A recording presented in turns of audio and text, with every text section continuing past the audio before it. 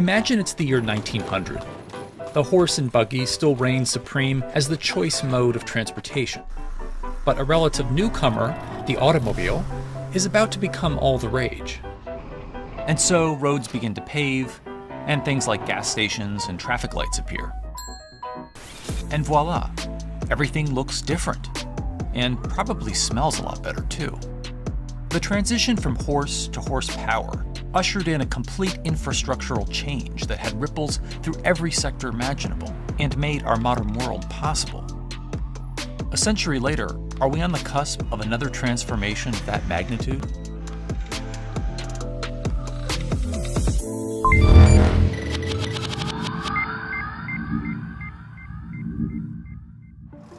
Today, the world pretty much agrees on the basic idea that we need to get off fossil fuels and move toward more sustainable solutions to our modern needs. The transportation industry accounts for something like 14% of global greenhouse gas emissions, and that's one of the largest contributors of pollution in the world. But going electric is not a simple panacea for the world's climate problem. We need to understand that electric vehicle is very good, but the battery is not so green.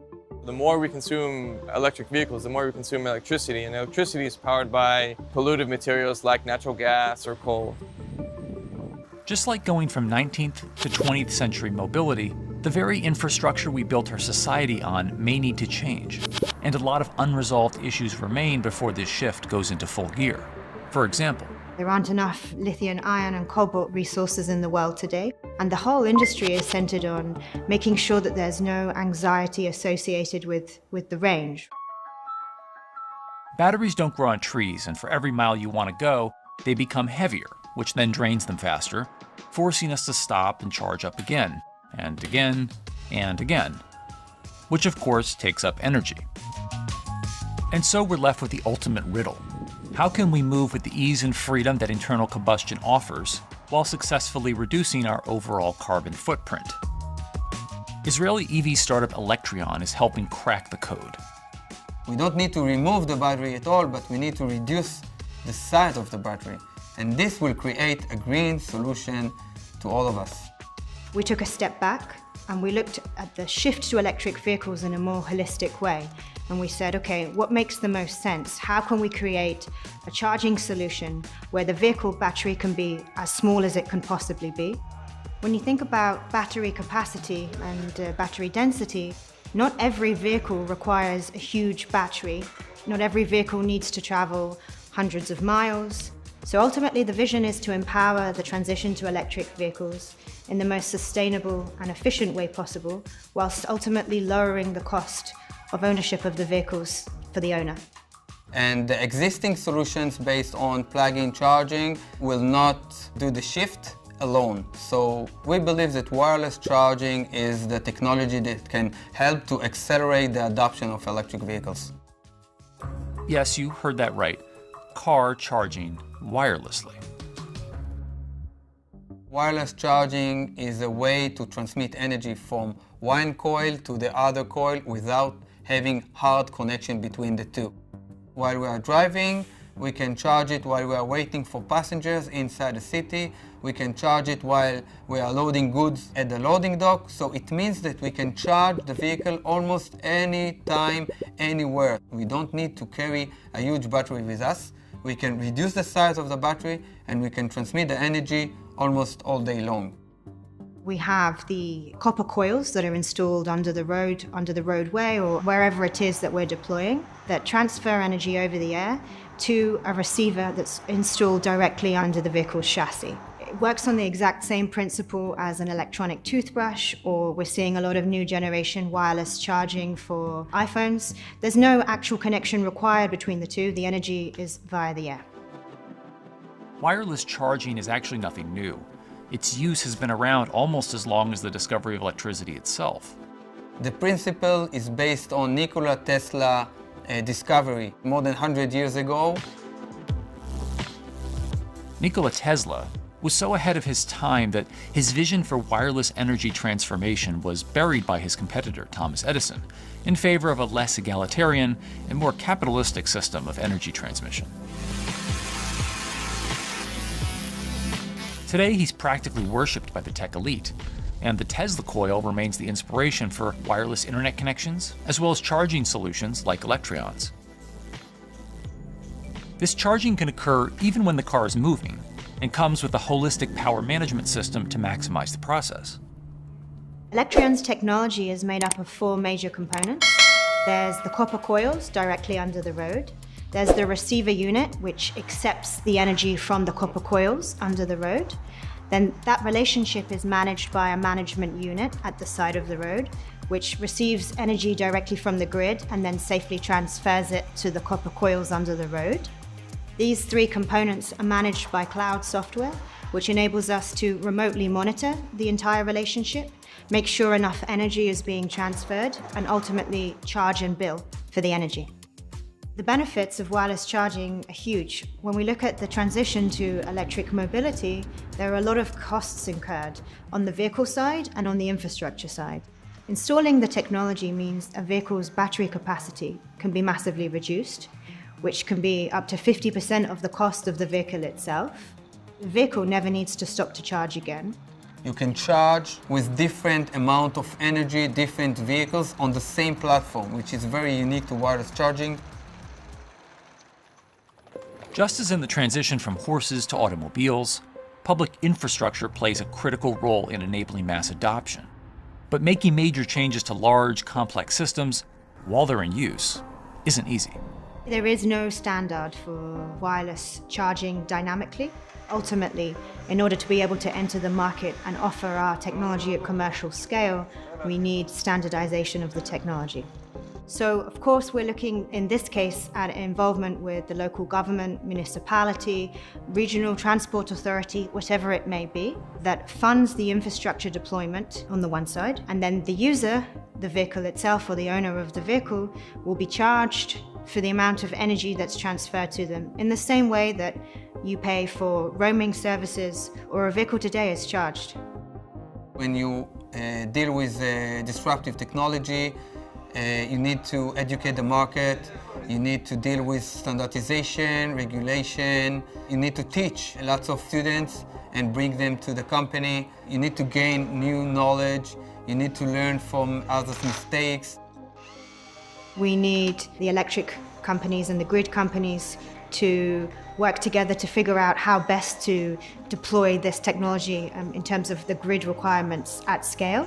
And that's what all of the pilots that we're working on are aimed at, figuring out all the pieces of the puzzle. Implementing this technology sounds like quite an ordeal, but then again, if there's anything that is constantly being worked on already, it's roads. We're talking about scraping off just a small amount of the center of the road to deploy the technology and doing it as quickly as possible. So today we can lay 1 kilometer in just one night. So really limiting impacts to the road. You know, if we're doing it on one side of the road, then the public can still use the other side of the road, the different direction, and making sure that as much of the preparatory work is done ahead of time as possible, limiting impacts to road users. In a few hours, we can take an existing electric vehicle and we can install our unique receiver pad, connect it directly to the battery, and then you can drive. So it's very easy to convert or to deal with any type, any kind of electric vehicles. What's really interesting about this technology is how it fits into each different type or use case. So, of course, there are the vehicles that require long range, long-haul trucking companies, for example, traveling between states or between countries want an extended mileage. When we think about last mile or delivery vans, well, they're limited today by the vehicle's battery capacity and how often they need to charge. But essentially with this technology, they could run double shifts.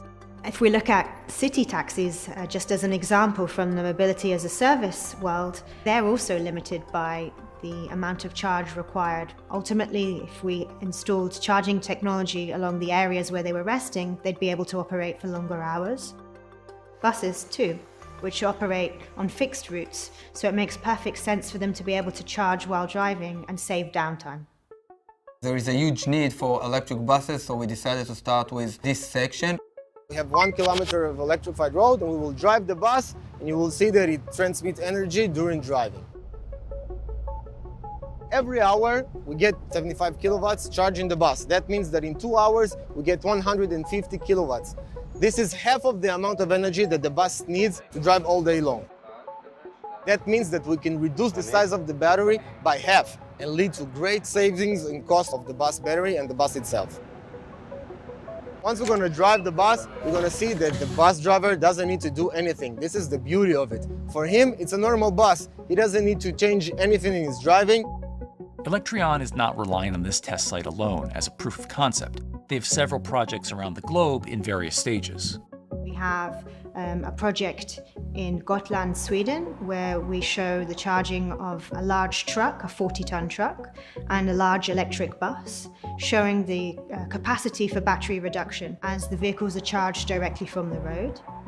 In Tel Aviv, we're showing that ultimately a bus can operate an extended or 24/7 service with higher frequency trips because it doesn't need to stop for dedicated charging time. In Italy, we're going to be deploying an interesting project with a toll road operator, which is a classic use case for us, right? If you as a user are already paying to use a toll road, why not also get energy transferred to your vehicle then and charge your car? Part of Electreon's vision is in alignment with the trend of increasing public spaces in urban environments. We're talking about infrastructure that's essentially invisible. It's under the road, so no changes to the road surface, no noise, no additional use of space. So if we look at the urban environment, for example, it makes more sense to have dedicated space for pedestrians, for cyclists, to increase the amount of space for them, and to not have the focus on the visible charging infrastructure. In keeping with Nikola Tesla's egalitarian ideals, Electreon plans on sharing their solutions with the world at large. So our approach is a bit different. We are going to offer the IPs for free for a car manufacturer in order to increase the adoption of wireless charging. This sort of open source IP sharing is typical of the Silicon Valley set. Elon Musk did the same in the hopes of moving to a new generation of sustainable development, as the rising tide does raise all ships. Electreon, even as it proves its concept and takes on more partners, remains in its infancy. There's still some questions about the economics behind their product and if it's able to be deployed around the world, but they are picking up steam with several projects in Europe and plans to expand in the US and capture on President Biden's initiative to try to ramp up EV infrastructure in the country. That's a big if, since there's no guarantee that Electreon will receive the benefits of Biden's infrastructure plan, not to mention that they're not the only game in town. Siemens, eHighway, Elways, and Elon Road all claim to have commercial-ready electric road systems. But the Electreon team and their ambitions remain undeterred by competition, and held strong by an unwavering faith in their core mission.